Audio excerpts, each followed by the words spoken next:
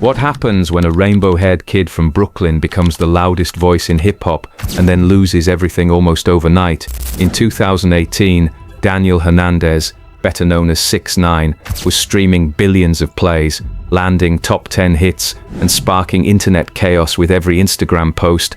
By 2019, he was behind bars, branded a federal criminal, and watching his carefully built empire crumble. How did the self-proclaimed king of New York go from top of the charts to hip-hop's most infamous rapper? Could this crash have been avoided, or was it inevitable from the start? Let's rewind and see how this wild rise and fall unfolded. Daniel Hernandez grew up in Bushwick, Brooklyn, a neighborhood where poverty and violence were part of daily life. Born in 1996 to immigrant parents from Mexico and Puerto Rico, he faced hardship from the start. His father was murdered when Daniel was still a child, leaving his mother to work multiple jobs just to keep the family afloat. He struggled in school, dropping out in the 9th grade, and music became his outlet, first as a listener, drawn to the raw aggression of East Coast rap, and then as an ambitious teen trying to create his own sound. By 2014, Daniel began posting rough, abrasive tracks on SoundCloud. The music was unpolished but exciting, filled with shouted lyrics and chaotic energy. Around this time, he crafted the persona of 6ix9ine, a character impossible to ignore, with rainbow-colored hair, a mouth full of flashy grills, and tattoos across his face and body. The name itself was a symbol of contradiction. It wasn't just music, it was a carefully curated stunt designed to go viral. The gamble paid off, and in 2017, 6ix9ine dropped Gummo, an aggressive single with a low-budget video that looked more like a gang recruitment ad than a music promo. Surrounded by red bandanas and a sea of shouting affiliates, the clip exploded on YouTube. Fans were drawn to the rawness, the authenticity, or at least the appearance of it. Gummo became a viral sensation, racking up tens of millions of views within weeks and signaling the arrival of a new unpredictable force in hip-hop. From there, 6ix9ine's career accelerated like a rocket. He mastered the art of shock marketing with outrageous Instagram posts, public feuds, and constant bragging that nobody can touch me. Every controversy brought more attention, and attention translated into more streams and more money. Soon he signed a multi-million-dollar record deal, and his single Fefe, a collaboration with Nicki Minaj, broke into the Billboard Top 10. Late-night shows, festivals, and mainstream radio all came for a piece of the pie. The once unknown kid from Bushwick was suddenly one of the most talked-about artists in the world. But beneath the neon-colored hair and headline-grabbing antics, darker motives were already pulling at him. It begged the question, was it pure talent, pure chaos, or a dangerous mix of both that fueled his rise to bolster his image and ensure protection? 6ix9ine affiliated himself with the 9 Trey Gangsta Bloods, a violent street gang based in New York. It was a partnership of convenience and risk. The gang gave him credibility and muscle, and he gave them money and visibility, but that credibility came with strings attached. As his fame grew, so did his list of enemies. He publicly feuded with rappers like Trippie Redd and Chief Keef, often mocking them on social media with a brazen confidence that felt like performance art. Instagram became his personal war room, where insults doubled as free publicity. Every new feud meant more clicks, more streams, and more notoriety, yet legal troubles loomed. A 2015 child sex crime case, stemming from an incident when he was 18, followed him like a shadow.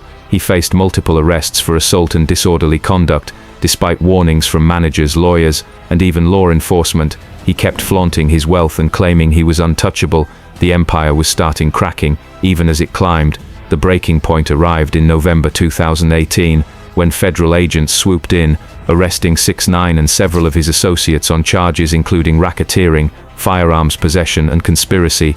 These were not minor charges, and the maximum sentence was life in prison. Just days earlier, 6ix9ine had dramatically fired his entire team during a live radio interview, accusing them of stealing money. Wiretap evidence later revealed that some members of the 9 Trey gang were allegedly plotting to harm him. The very people who had offered protection were now a threat. Facing decades behind bars, Daniel Hernandez made a decision that shocked the hip-hop world. He cooperated with federal prosecutors over several days of testimony. He detailed the gang's activities, named former associates, and even explained blood gang hand signs to the court. The spectacle was surreal. A top rapper turned star witness. The internet erupted as memes flooded Twitter and Instagram. Headlines screamed betrayal, and the hashtag #6ix9ine trended worldwide. Hip-hop's long-standing code of silence shattered in real time. The self-styled gangster persona was exposed as a carefully constructed performance. Fans were left asking themselves, would you have done differently in his place? Loyalty or survival? In April 2020, amid the COVID-19 pandemic, 6ix9ine was released early from prison due to health concerns. Almost immediately, he tried to reclaim the spotlight. His first Instagram live session drew more than 2 million viewers, a platform record. Within days, he released the single Goober, which smashed YouTube's 24-hour hip-hop debut record and quickly climbed the charts. For a moment it looked like he might pull off the ultimate comeback.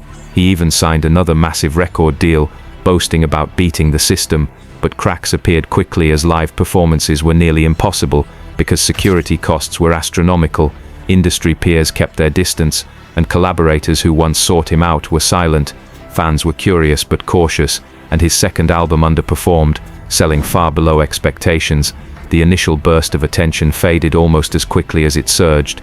In the months and years that followed, 6ix9ine tried repeatedly to reignite his fame, dropping sporadic singles, staging controversial interviews, and orchestrating public stunts meant to provoke headlines, yet nothing matched the chaos and excitement of his early years. Reports of financial strain began to surface, and legal disputes over unpaid security bills and breach of contract claims piled up. Ironically, the artist who had built an entire career on commanding attention was struggling to hold it.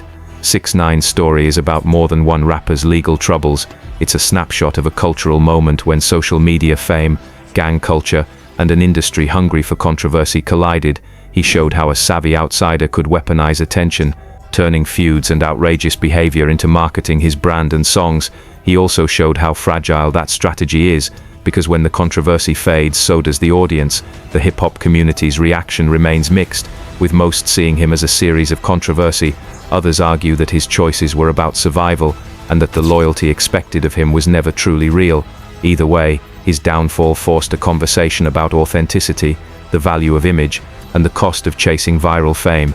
In the end, 6ix9ine built an empire on controversy and bravado, but his empire was built strictly on chaos. Eventually cracks. From a kid in Bushwick with a dream to a global headline rapper, and finally a symbol of hip-hop's twisted reality. Can he reinvent himself, or will he remain a vivid warning about the price of fame at any cost? That question remains unresolved. If you enjoyed this deep dive into 6ix9ine's rise and fall, make sure to smash that like button, hit subscribe, and turn on notifications so you never miss a story from the wild side of music. Drop a comment below with your thoughts. Was he a genius at self-promotion, or just a cautionary tale? And share this video with anyone who loves hip-hop drama. Thanks for watching, and stay tuned for more stories that show just how crazy the music world can get.